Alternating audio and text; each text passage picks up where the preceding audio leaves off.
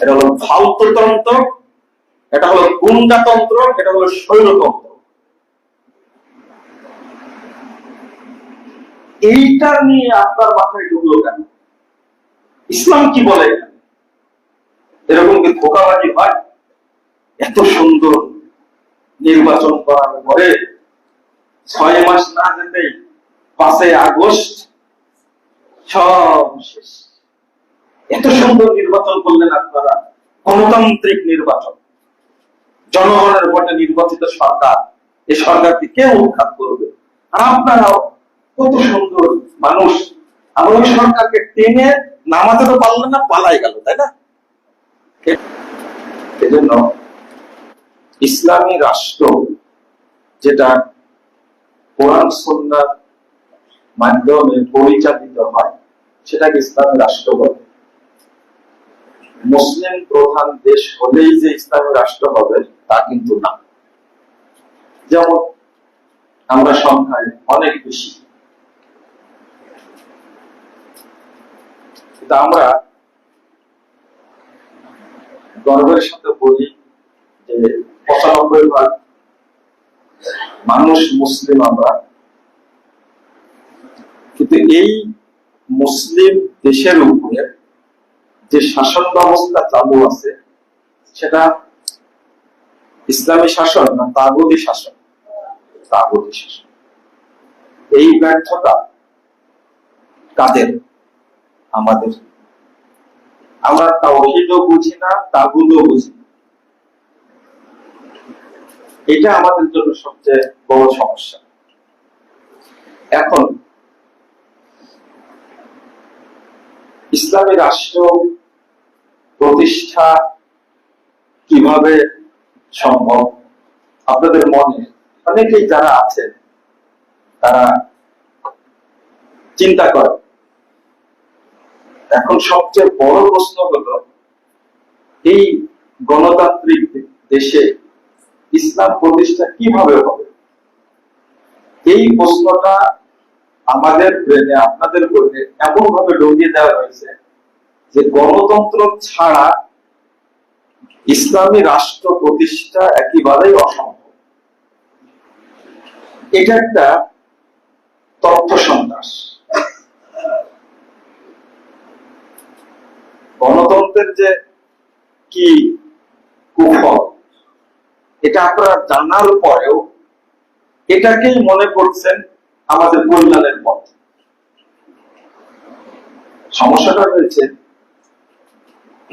যে আমরা এইগুলো নিয়ে আলোচনা করতে চাই না।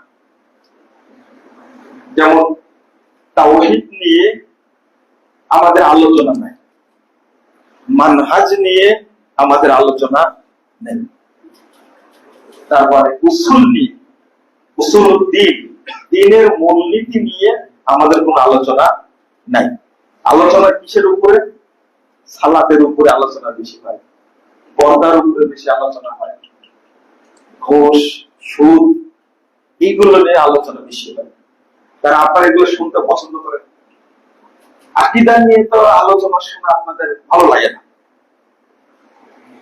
অনেক মাদানী আলেম আলহামদুলিল্লাহ এখন বাংলাদেশে তারা দাওয়াতি কাজ করে, কিন্তু মানুষ তাদের আলোচনা শুনতে চায় না।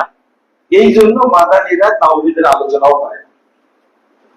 কিন্তু আমার একটা ব্যক্তিগত দাবি আর কি, যে মানুষ শুনুক চায় না শুনুক, আমি আলোচনা করতে থাকবো, দেখি কতদূর আগানো যায়। এটা আমার ব্যক্তিগত একটা কি বলবো মানসিকতা বলতে পারেন আপনারা। এর মধ্যে কিছু মানুষ বুঝলেও তো বুঝবে ইনশাআল্লাহ, আশা করি। এই দাবি নিয়ে আমরা সালাতের মানহাজের বাহিরে কোনো কিছু করার অধিকার রাখি না। এই মৌলিকটা মনে রাখবেন। আপনি যাই করেন না কেন সালাতের মানহাজের বাহিরে যেতে পারবেন না। সে আকীদার ক্ষেত্রে হোক, আমলের ক্ষেত্রে হোক, অর্থনীতির ক্ষেত্রে হোক, সমাজনীতির ক্ষেত্রে হোক, রাষ্ট্রনীতির ক্ষেত্রে হোক, কোন ক্ষেত্রে বের হতে পারবেন না। কারণ একদিকে আল্লাহ বলছেন ফাইন আমানু বিমিসলি মা আমানতুম বিহি ফাকাদ ইহতাদাউ। কথা ভালো করে ব্রেনের মধ্যে নিয়ে নেন, মাথার মধ্যে নিয়ে নেন। 137 নম্বর আয়াত সূরা বাকারা। আল্লাহ বলছেন সাহাবীদেরকে, আল্লাহ রাসূলকে বলছেন যে তোমরা যেভাবে ঈমান এনেছো, তোমরা যেভাবে শরীয়ত বুঝেছো, ওইভাবে যদি অন্যরাও বুঝে ফাকাদ ইহতাদাউ, তাহলে তারা হেদায়েত পাবে। এটা শর্ত। হেদায়েত পাওয়ার জন্য শর্ত হলো আমার বুঝটা হতে হবে সালাফদের বুঝের মতো, সালাফদের আকীদার মতো, সালাফদের আমলের মতো হেদায়েত পাওয়ার জন্য। এরপরে আল্লাহ বলছেন, একটুক বলে থামেননি, এরপরে বলছেন ওয়াইন তাওয়াল্লাহ, তারা যদি এই শর্ত থেকে মুখ ফিরিয়ে নেয়, এই শর্ত যদি না মানে, ফাইন্নামা হুম ফি শিকাক, তাহলে তারা বিভক্তির মধ্যেই থাকবে, গুমরাহির মধ্যেই থাকবে। আমরা অনেক কিছু আমল করছি কিন্তু সালাফদের মতো হচ্ছে না, বুঝতে হবে এখনো আমরা হেদায়েত পাইনি। শর্ত তারা যেভাবে বুঝেছেন শরীয়ত, ওইভাবেই বুঝতে হবে, বেশি বোঝা যাবে না। এখন আমরা এই মূলনীতি ফলো করতে গিয়ে যাকে আমরা খুব প্রশংসার সাথে বলি যে গণতন্ত্র, এইটা আমি বইয়ের মধ্যে লিখে দিয়েছি বহু আগে। এটা হলো স্বৈরতন্ত্র। গণতন্ত্র হলো গুন্ডাতন্ত্র। এটা আপনি মানে ধাপে ধাপে বুঝতে পারবেন। কেন? প্রথম কথা বলি, এটা শুরু হলো কখন? আপনি এই চিন্তা এখন করছেন যে গণতান্ত্রিক ব্যবস্থা ছাড়া তো ইসলামের রাষ্ট্র প্রতিষ্ঠা করা সম্ভব না, তা আপনি পিছিয়ে যান। এর জন্ম হলো কোন দিন? 1924 সাল পর্যন্ত ওসমানীয় খেলাফত চালু ছিল, এটাকে আপনার মাথায় আছে? এর 1861 সালে এই ধারণাটা দেয় আব্রাহাম লিঙ্কন। 1861 সালের আগে কি চালু ছিল? আর এই প্রচলিত এই তন্ত্র, এটা কি সৌদি আরবে কোনো প্রভাব ফেলেছে? ওরা কি চীনে, এটা কুয়েতে প্রভাব ফেলেছে?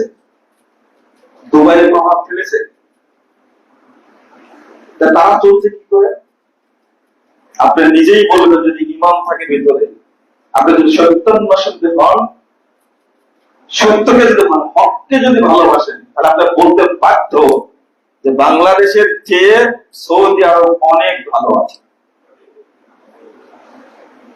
তা আপনি কি দিলেন জাতিকে? আমার প্রশ্ন যে এই মাথায় এটা যে ঢুকে দেওয়া হয়েছে আপনাদেরকে, এটা ছাড়া সম্ভবই না।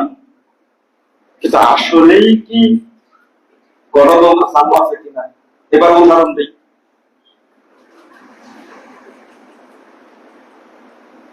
এই এখন মনে আছে আপনাদের, ফখরুদ্দিন সরকার আসছিল কি ইলেকশন না সিলেকশনে? হ্যাঁ, কোথায় ছিল গণতন্ত্র তখন? একটা না 2 বছর চালাইছে, মনে আছে আপনাদের? কে তাদের ইলেকশন মানে মানে ইলেকশনে ভোট দিয়ে তাদেরকে নির্বাচিত করলো? এটাকেও আপনারা বলছেন গণতন্ত্র। 11 জানুয়ারি থেকে শুরু হয়েছে 2007, আর 8 সালের 29 ডিসেম্বর নির্বাচন হলো। এই 2 বছর কি করে চালালো? এর পরেও ভালো করে শুনে নেন, এরপরে যে নির্বাচনটা হলো, এটা কি গণতন্ত্র ছিল? আপনার মনের মধ্যে যে আত্মা থাকে, মনুষ্যত্ব থাকে, তাহলে আপনি এটা বুঝতে পারবেন। আপনি জিজ্ঞেস করেন, এখন যে তত্ত্বাবধায়ক সরকারের একজন উপদেষ্টা সে সময় ছিল, এটা আমরা এই নোংরা প্রচলিত ধ্বজাধারী রাজনীতির সাথে আমাদের কোনো কি নাই, সম্পর্ক নাই, কোনো অংশীদারিত্ব নাই আমাদের। কিন্তু আমরা তো একটা বিশ্লেষণ করি, সত্যটা আমাকে বলতে দিবেন না আপনি। আর যারা সালাফি আকীদা বিশ্বাস করে, সালাফি মানহাজকে মেনে নেয়, মনে রাখবেন তাদের বন্ধু নাই একমাত্র আল্লাহ ছাড়া। যে সরকারি আসুক না কেন, ওই সরকারি আহলে হাদিস আকীদার মানুষদেরকে মেনে নিতে পারে না, কারণ আমরা তাদের মেনে নিতে পারি না। এটাই তো অবস্থা। আপনারা 2008 সালের 29শে ডিসেম্বরের নির্বাচনটা ভালো করে খোঁজ নিয়ে দেখবেন, নির্বাচনটা কি হয়েছিল। আমি জেনেছি বলে শুধু প্রশ্ন রাখলাম। আর 14 নির্বাচনটা কত সুন্দর হলো, এটা তো আরো সুন্দর দেখছেন আপনারা, তাই না? আমি বলছি গণতন্ত্রের রূপ বুঝে নেন ভালো করে। 153টা আসনে বিনা প্রতিদ্বন্দ্বী কি হলো, নির্বাচন হলো। আর 18 সালের নির্বাচনটা আরো সুন্দর দেখলেন, তাই না? 900 ভোটের নির্বাচন, তাই না? এটা আপনারা বলেন, এটা আপনাদের কথা আমি নকল করছি। আর 24-এর নির্বাচনটা আরো কত সুন্দর হলো, এটা হলো বিনা ভোটের নির্বাচন। এগুলো কি গণতন্ত্র? এটা হলো ফালতুতন্ত্র, এটা হলো গুন্ডাতন্ত্র, এটা হলো স্বৈরতন্ত্র। এইটা নিয়ে আপনার মাথায় ঢুকলো কেন? ইসলাম কি বলে? এরকম কি ধোঁকাবাজি হয়? এত সুন্দর নির্বাচন করার পরে 6 মাস না যেতেই 5 আগস্ট সব শেষ। এত সুন্দর নির্বাচন করলেন আপনারা, গণতান্ত্রিক নির্বাচন, জনগণের ভোটে নির্বাচিত সরকার। এই সরকারকে কে উৎখাত করবে? আর আপনারাও কত সুন্দর মানুষ, আমরা ওই সরকারকে টেনে নামাতে তো পারলেন না, পালাই গেল, তাই না? এটা হলো গণতন্ত্রের সুন্দর রূপ। এটা খবরদার, প্রথম মনে রাখবেন, এটা হলো কুফরি তন্ত্র একটা। এটা মুসলিমদের জন্য না। 2005-এ লিখছিলাম, 2013 সালে পরিবর্তিত হয়েছে শান্তির বেলাদের এটার মধ্যে দিন, সেখানে স্পষ্ট করে বলে দিয়েছিলাম। এখন আপনি আমাকে বলবেন, যারা খুব বুদ্ধিমান মানুষ, আরে মুজাফফর সাহেব, আপনি আর কতদিন আকীদার কথা বলবেন, কতদিন তাওহীদের কথা বলবেন, কতদিন মানহাজের কথা বলবেন? বয়স তো শেষ হয়ে যাচ্ছে, কখন রাষ্ট্র ক্ষমতায় যাবে? আপনার মাথায় তো ঢুকেছে এই পোকাটা। আপনার তো ওই বুদ্ধিটা, ওই জ্ঞানটুকু নাই বলেই আমাকে বলছেন। আমি বলতেই থাকবো, বয়স শেষ হয়ে গেলে কেন? যদি এই দাওয়াতি কাজ 1000 বছর চলে, তবুও চলতে থাকবে। কিন্তু কোন পচা, বস্তা পচা কুফরি মতবাদের সাথে ইসলামের সম্পর্ক। আল্লাহ বলে দিচ্ছেন সূরা সফ 9 নম্বর আয়াত, 3 জায়গায় আয়াত এসেছে, ওয়াল্লাযী আরসালা রাসূলাহু বিল হুদা ওয়া দীনিল হক লিইয়ুযহিরা আলা দ্বীনি কুল্লি ওয়ালাউ কারিহাল মুশরিকুন। আল্লাহ নবীকে পাঠিয়েছেন লিইয়ুযহিরা আলা দ্বীনি কুল্লি বিল হুদা ওয়া দীনিল হক। আল্লাহ বলেন, যা নবী মুহাম্মদ সাল্লাল্লাহু আলাইহি ওয়াসাল্লামকে পাঠিয়েছি হক দিন দ্বারা, সত্য দিন দ্বারা। তারপরে কি বলছেন? লিইয়ুযহিরা আলা দ্বীনি কুল্লি, যত দিন, ধর্ম, দর্শন, থিওরি, মাযহাব, মতবাদ, তরিকা প্রচলিত আছে, সবগুলোর উপরে আল্লাহর দ্বীনকে, ইসলামকে বিজয় করার জন্য। আগে আপনাকে বুঝতে হবে আল্লাহর দ্বীনটা কোনটা। এই বুঝটা আমরা মানুষকে দিতে পারি না, বুঝাতে পারি না। আল্লাহ দ্বীনি কুল্লি, যত দিন, ধর্ম, ইজম, তরিকা, মাযহাব, মতবাদ তন্ত্র মন্ত্র যা আছে সবগুলোর উপরে একটাকেই প্রাধান্য দিতে হবে, তার নাম কি? ইসলাম। আল্লাহ বলছেন ইন্নাদ দীনা ইনদাল্লাহিল ইসলাম। এখন দ্বিতীয় আরেকটা প্রশ্ন, দুইটার কি মিশ্রণ চলে? মিশ্রণ চলে না। এই ডেমোক্রেসি একটা ধর্ম, একটা মতবাদ, ন্যাশনালিজম একটা মতবাদ, কমিউনিজম একটা মতবাদ, সেকুলারিজম একটা মতবাদ। এর সাথে ইসলামকে কি মিশ্রিত করা যায়? আপনি মিশ্রণ করলেন কেন? ইসলাম ব্যতীত আর কোনো কিছু হক হতে পারে, সত্য হতে পারে? যদি এটা না হয় তাহলে আপনি কিভাবে সেটাকে গ্রহণ করতে পারেন? এখন আপনারা অন্তর্বর্তীকালীন সরকার গঠন করলেন, এখনো মেয়াদ জানায়নি, তারা কত বছর থাকবে?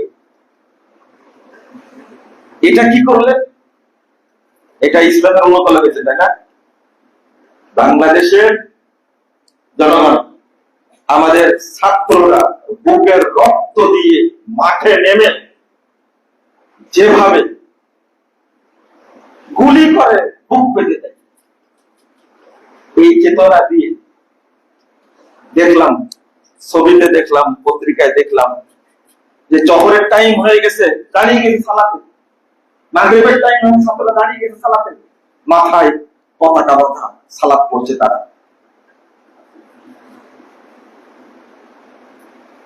90% 95% মুসলিমের দেশে যাদেরকে আপনারা নির্বাচন করলেন তারা ইসলামপন্থী।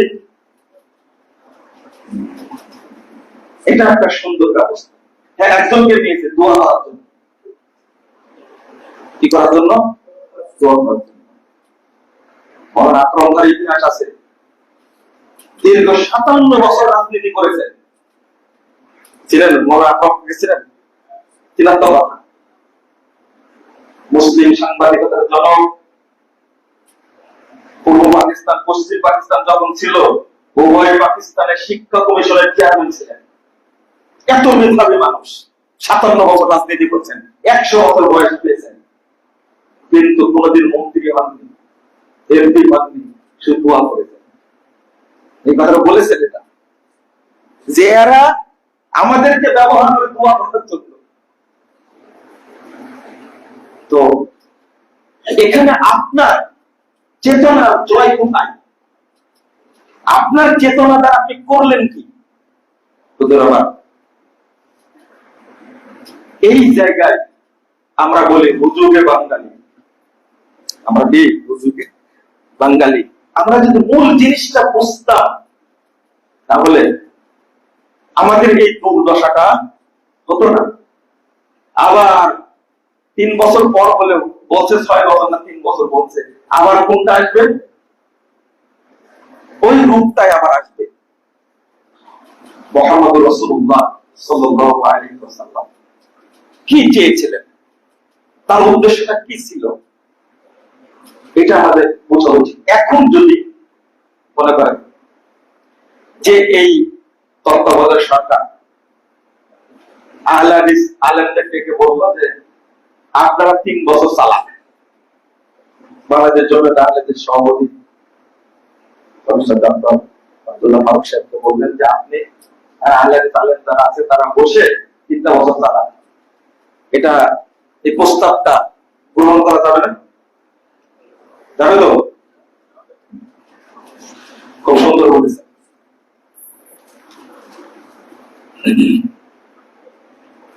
হাদিসের সনদ সহিহ, কিতাব সিরাত 106 পৃষ্ঠায়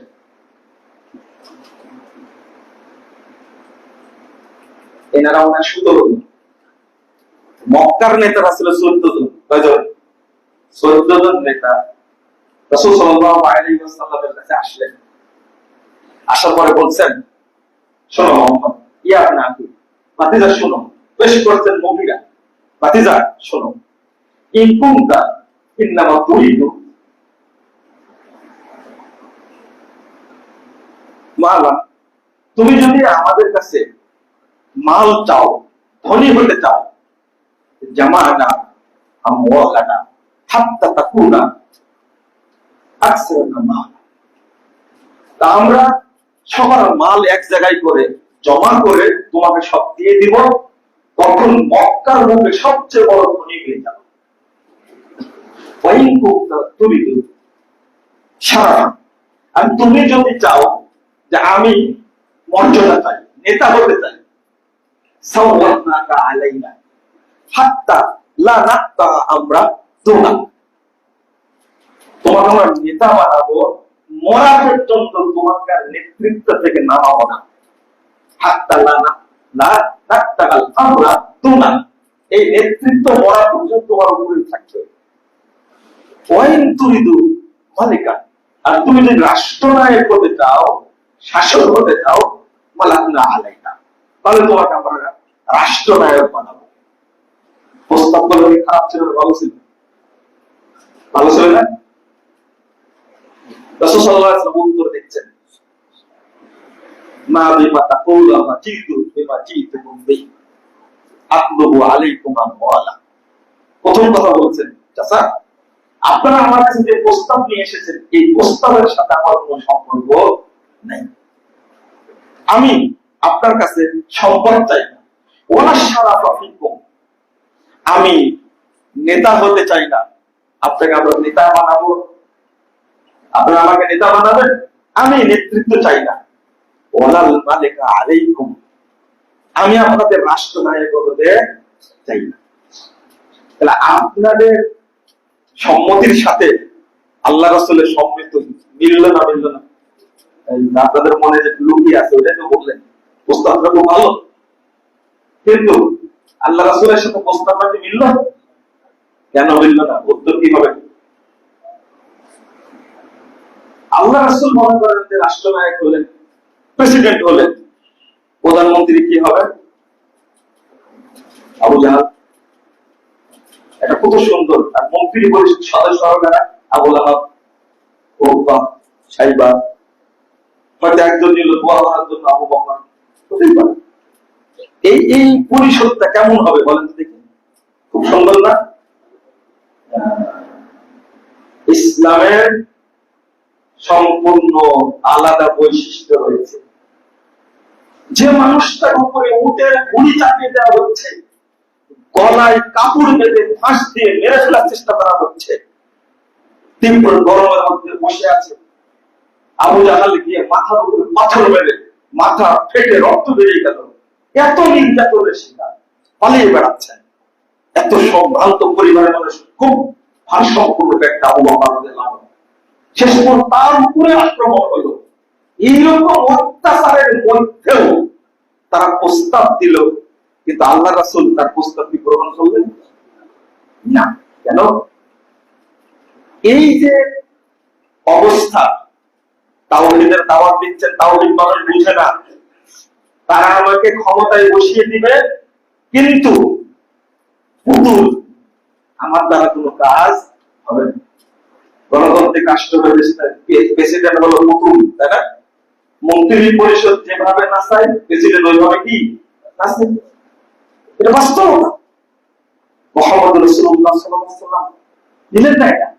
না। কিন্তু ওই মানুষটাই 13 বছর পরে যখন মদিনায় গেলেন, তখন কি রাষ্ট্রনায়ক হলেন না? তখনই তিনি তার নেতৃত্বে মদিনায় শাসন করা শুরু করলেন, অষ্টপ্রহরীতে মক্কা বিজয় করলেন। কারোর সাথে কোনো মিল নাই, ইসলামের সাথে কোনো মতবাদের মিল হয় না। এখন আপনি বলবেন যে মুজাফফর, এটা কতদিন স্বপ্ন দেখাবে? উত্তর দিয়েছি কিন্তু। নূহ আলাইহিস সালাম 950 বছর দাওয়াতি কাজ করেছেন। কয়জন পেয়েছিলেন? পিঠায় একবার বেহুশ করে ফেলে রাখছেন। 950 বছর একজন নবী, তার দাওয়াত কবুল হবে না? কি বলছেন? আমি তাদেরকে দিনে রাতে গোপনে প্রকাশ্যে দাওয়াতি কাজ করেছি, কিন্তু তারা আমার দাওয়াত শুনেনি। আশ্বাস করে বলছেন, মাত্র 39 জন মানুষ 950 বছরের ফসল।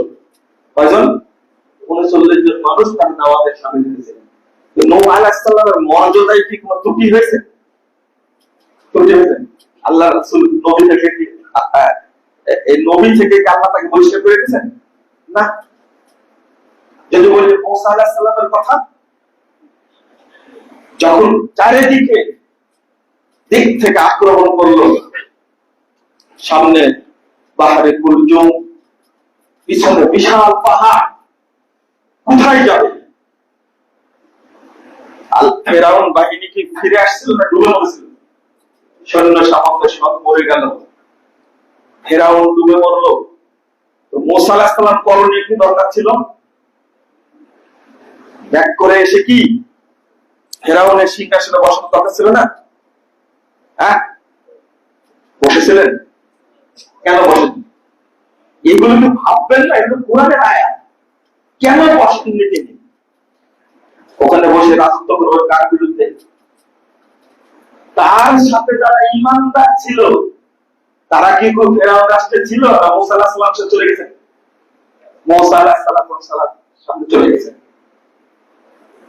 তার টাকা মুমিন কয় হাজার লোক ছিল? 40,000 মানুষ। তাদেরকে দিয়ে তিনি চলেছেন। এই মানুষগুলো ঈমান আনার পরেও মূসা আলাইহিস সালামের সাথে ঝামেলা করেনি।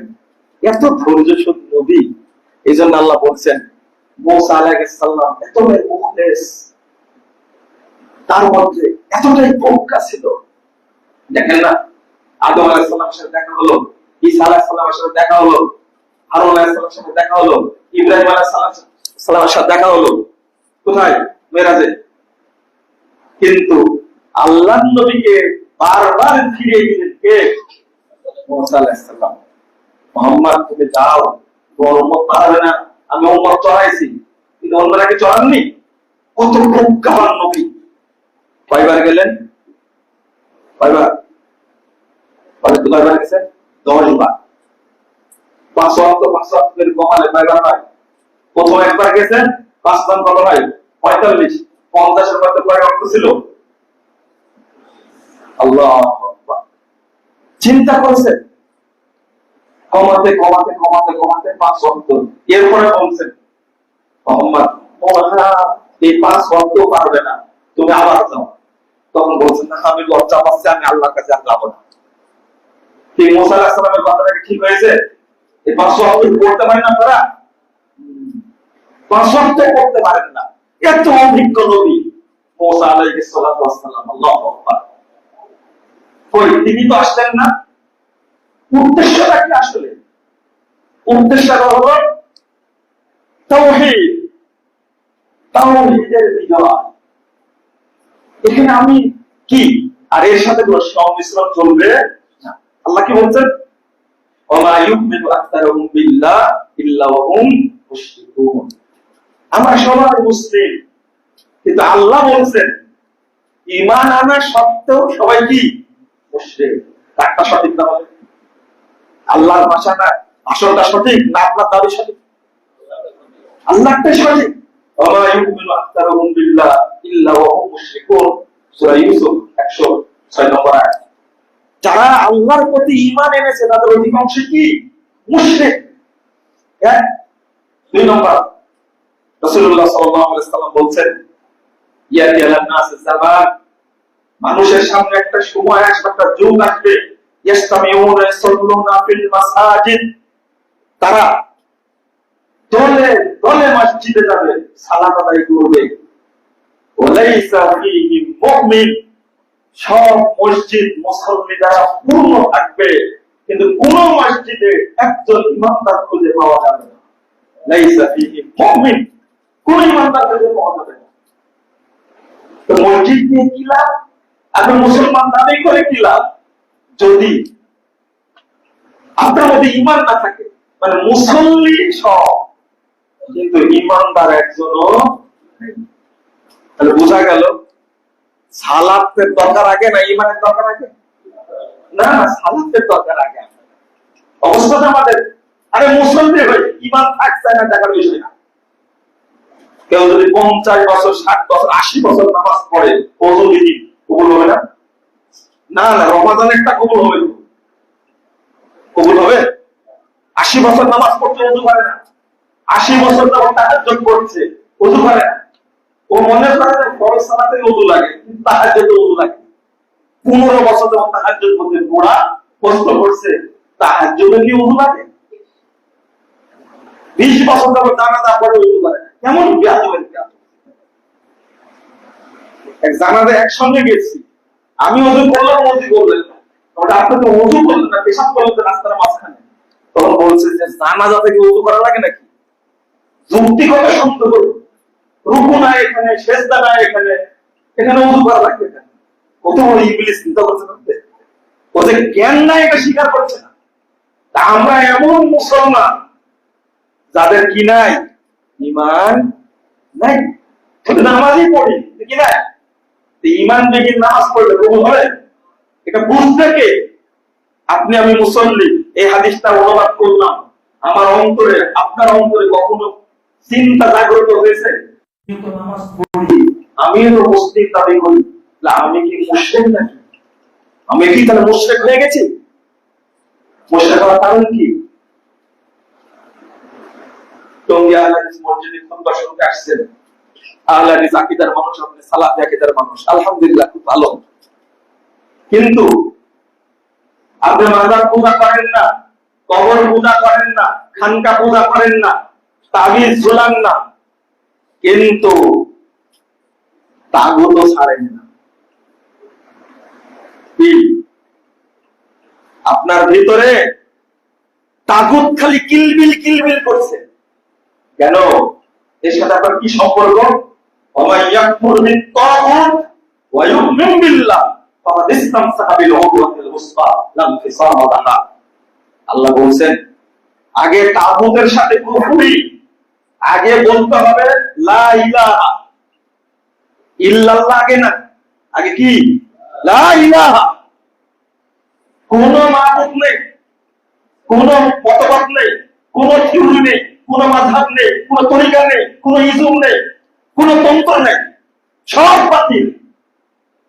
এবার অন্তরটা খালি করার পরে বলছেন কি? ইল্লাল্লাহ, একমাত্র সত্য মাবুদ হলেন কে? আল্লাহ।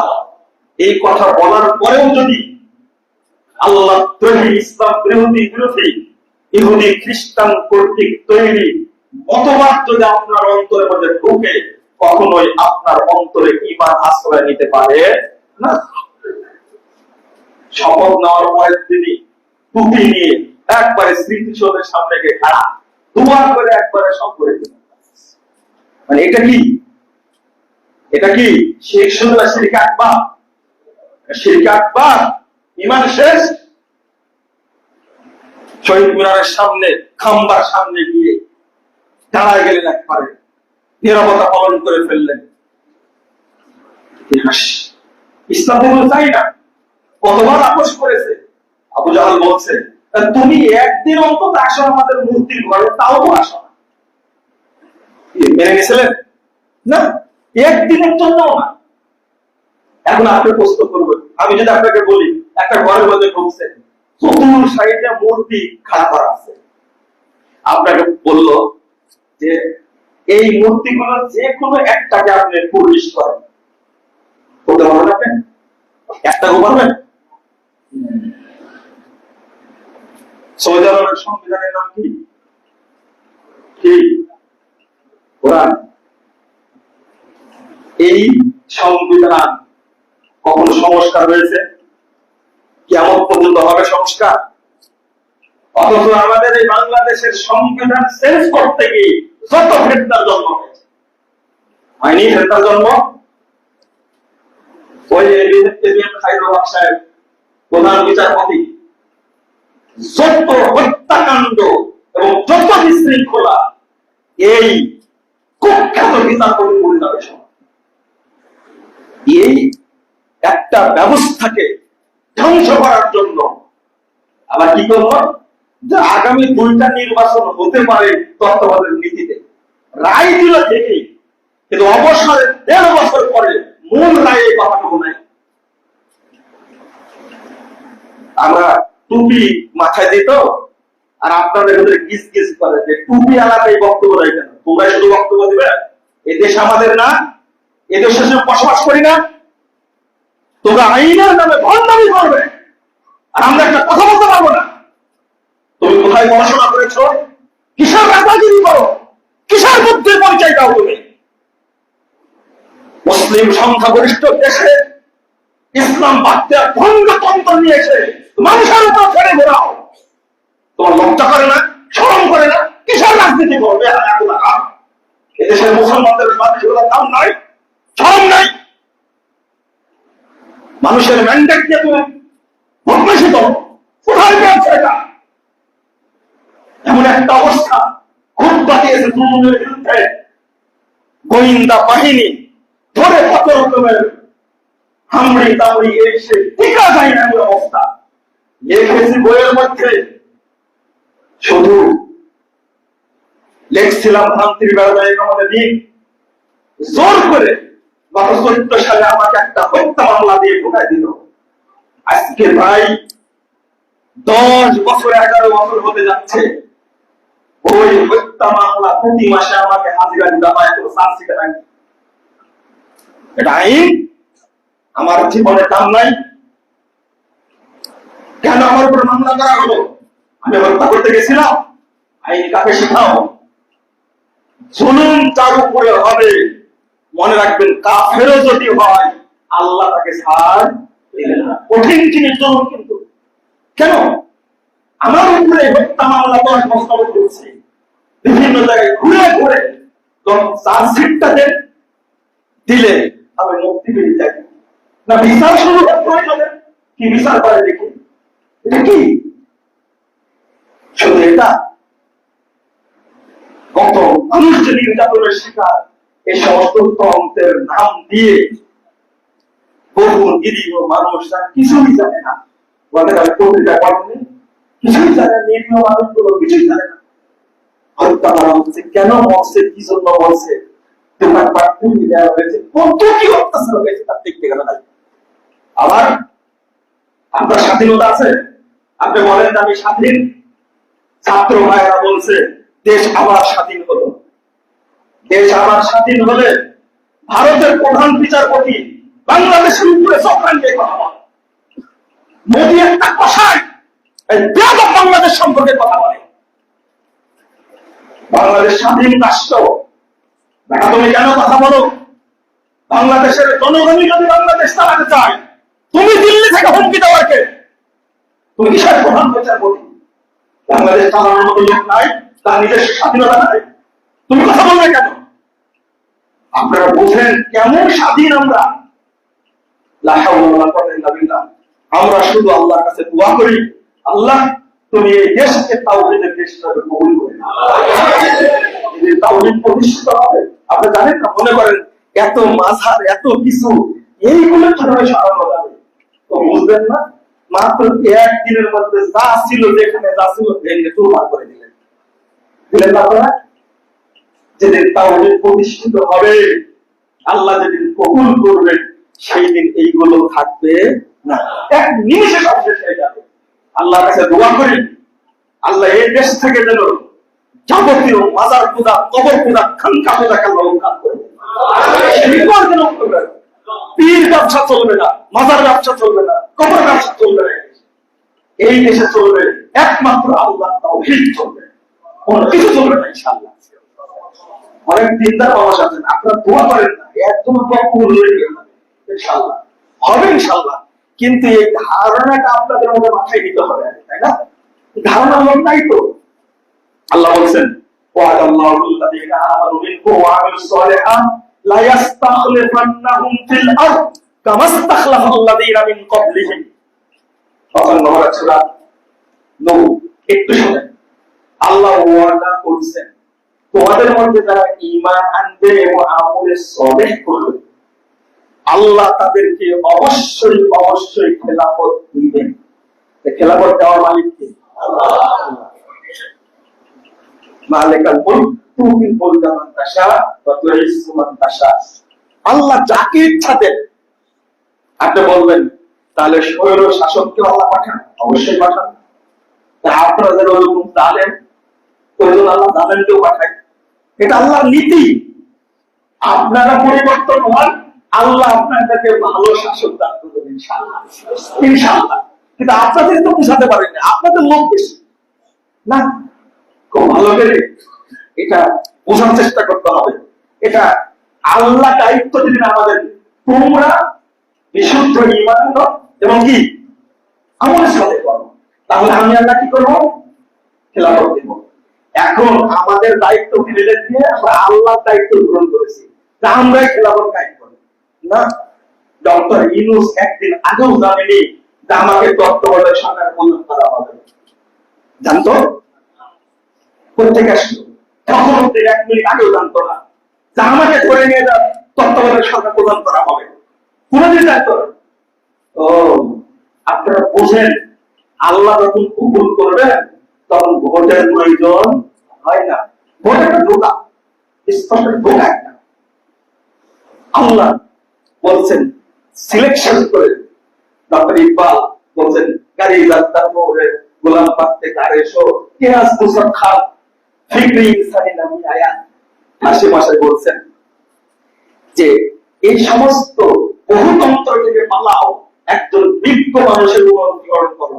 মনে রেখো 200 গাধার মস্তিষ্ক থেকে একজন মানুষের ব্রেন পয়দা হয় না। আজকে কথা আমি আপনাকে 100 পুঁটি মাছ দেব, টাকা আপনি আমাকে একটা ইলিশ মাছ দিয়ে দিবেন? কেমন দিবেন?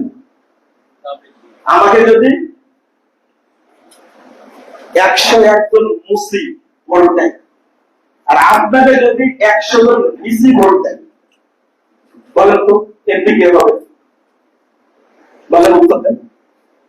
আপনি বিজ্ঞ মানুষ, আপনাকে ভোট দিয়েছে 100 ভিসি, বিশ্ববিদ্যালয়ের ভিসি, আর আমাকে ভোট দিয়েছে 101 জন মুসলিম, চেয়ারম্যান কে হবে? আমি আমি কারণ আমি 101 জন মুসলিম ভোট পাইছি, একটা ভোট বেশি পেয়েছে। আমেরিকাতে এই গণতন্ত্র চালাচ্ছে না, ওরা জাতে মাতাল তাহলে ঠিক। ইলেকটোরাল ভোটে ওদের সিদ্ধান্ত হয়, পপুলার ভোটে সিদ্ধান্ত হয় না। এই জন্য ট্রাম্প গতবারের পপুলার ভোটে অনেক দেখিয়েছিল যে ইলেকটোরাল ভোটে পিছিয়ে থাকার কারণে বাইডেন প্রেসিডেন্ট হয়েছে। ওইগুলো উপরে ফলো করে ইলেকটোরাল ভোট তাকে ওইগুলো উপরে ফলো করে আমরা যে কথাগুলো বলি, এই কথাগুলো বিশ্লেষণ করবেন, আল্লাহ যেন বুঝার তৌফিক দান করেন। আল্লাহ দায়িত্ব নিচ্ছে, কিন্তু ওই দায়িত্ব আমরা নিলাম কেন? আমি এই পর্যন্ত রাখছি আলোচনা, আর আপনাদের বোঝার ভার দিলাম। আর আল্লাহর কাছে চাইবেন যে মুসলিম সংখ্যাগরিষ্ঠ দেশে যেন আল্লাহ তাওহীদ কায়েম করেন। আমি আল্লাহ যেন এই দেশটাকে শান্তি করে দেন, শান্ত করে দেন, আল্লাহ যেন রহমত নাজিল করেন। এই সমস্ত অপবিত্র মানসিকতা থেকে আল্লাহ যেন আমাদের হেফাজত করেন। শেষে আপনাদের প্রতি একটা আবেদন করবো, বড় জোরে আবেদন যেটা আপনাদের কাছে করব। আমাদের গাজীপুরা এখানে জায়গাটার নাম হলো খাড়াইলপুর ব্রিজের সাথে একটা তাওহীদ আহলে হাদিস জামে মসজিদ তৈরি হচ্ছে। এই মসজিদের জন্য আপনাদের কাছে আমি বিনীতভাবে আহ্বান জানাচ্ছি। এই মসজিদ জমি কিনে অনেক টাকা খরচ হয়েছে, এখনো 25 লাখ টাকা লাগবে। কত? 25 লাখ টাকা লাগবে। এটা আপনাদের প্রতি একান্ত অনুরোধ, এই টাকার ব্যবস্থা আমরা চেষ্টা করব, আল্লাহ যেন দ্রুত এটা পূরণ করে দেন। আমি আমার সাথে অনেক দিন থেকে ঘুরছেন, মুরব্বীরা আসছেন, বারবার আজকেও এসেছেন তারা, যে আপনি যদি মুসল্লিদেরকে বলে দিতেন তাহলে মসজিদটা আমাদের প্রতিষ্ঠিত হয়ে যেত, আমরা মসজিদ করতে পারতাম। গাজীপুরের একবারে মেন জায়গায় একটা আহলে হাদিস মসজিদ হওয়াটা কি খরচ, খুবই জরুরি। আল্লাহর ওয়াস্তে আপনারা এই মসজিদে সহযোগিতা করবেন। যারা উপস্থিত আছেন এবং যারা দেশের বাইরে আছেন বা এখানে উপস্থিত নাই, দিনী ভাই বোনেরা যারা আমার এই কথাগুলো শুনছেন, আমি আপনাদের অনুরোধ করবো, প্রথমত আল্লাহর কাছে দোয়া করবো, আল্লাহ তুমি মসজিদকে কবুল করে নাও। এখানে যারা সালাত আকীদার আহলে হাদিস আকীদার একটা মসজিদ হয়, আল্লাহ তুমি ব্যবস্থা করে দাও। আমিন। দেশের ও দেশের বাইরে যে সমস্ত ভাই বোনেরা আছেন, এই 25 লাখ টাকার ব্যবস্থা আপনারা করবেন। আমি দোয়া করছি আল্লাহ রাব্বুল আলামিন আপনাদের সম্পদ বাড়িয়ে দিবেন ইনশাআল্লাহ। এবং যারা সহযোগিতা করবেন অগ্রিম দোয়া করছি, আল্লাহ তুমি তাদের জন্য জান্নাতে ঘর নির্মাণ করে দাও, আমিন ইয়া রাব্বুল আলামিন। এই মধ্যে একটা নাম্বার বলে দিই, সুবিধা হবে। 0133675576 এই নাম্বারে যোগাযোগ করতে পারবেন। এবং বিকাশ নাম্বার এটা সরাসরি তার কাছে আপনারা এই নাম্বারে যোগাযোগ করে সেখানে টাকা দিবেন। অন্য কেউ চাইলে টাকা দিবেন না। কোনটা আরেকবার বলে বলেন, আপনারা বিরক্ত করবেন না, একটা মসজিদের জন্য চাচ্ছি আমি। আর দিনই কাজে আপনি মাশাআল্লাহ উনি বলছেন ৫,০০০ টাকা আমি এখন আদায় করবো না, জুমার পরে সালাতের পরে ইনশাআল্লাহ। আপনারা কষ্ট দিলাম একটু, নাম্বারটা একটু আবার বলছি 01333333 তারপর 675576 এই নাম্বার বিকাশ আছে। এই নাম্বারে এটা তো হয় কি জানেন, আলহামদুলিল্লাহ একটা মসজিদ তৈরি হয়েছে, আমি জানি না মসজিদ তৈরি হওয়ার পরে বলছে আপনাকে উদ্বোধন করতে হবে। কেন কারণ বলে না, বলছে যে আমরা যাকে চিনি না এই নাম্বারে ফোন দিয়ে একজন 25 লাখ টাকা দিচ্ছে। মসজিদ তৈরি হয়েছে, সব রেডি, তোমার খুতবাতে আপনি উদ্বোধন করবেন। বেটারা বলে না কি কারণে, কে টাকা দিয়েছে এটা আমি জানি না এখন পর্যন্ত, কিন্তু এই নাম্বারটা দিয়েছিলাম এই জন্য মসজিদটা পূরণ করতে পেরেছি। নাম্বারটা বলে দিলাম, আমাকে জানানোর দরকার নাই, আপনারা গোপনে সেখানে যোগাযোগ করে মসজিদটা তৈরি করার ব্যবস্থা করবেন ইনশাআল্লাহ। মসজিদের ইমাম সাহেব আসছেন, আব্দুর রহিম খুলনা, ওনার ছাত্র চাকরিটা আলহামদুলিল্লাহ ভালো শক্ত আকীদার মানুষ। তো আপনারা একটু সহযোগিতা করবেন ইনশাআল্লাহ। আমার দোয়া আপনাদের প্রতি, আল্লাহ রাব্বুল আলামিন আপনাদের সম্পদে, আকীদা, আমলে, তাকওয়ায় আল্লাহ বরকত দান করুন ইনশাআল্লাহ। জাযাকুমুল্লাহু খাইরান ওয়া বারাকাল্লাহু ফিকুম।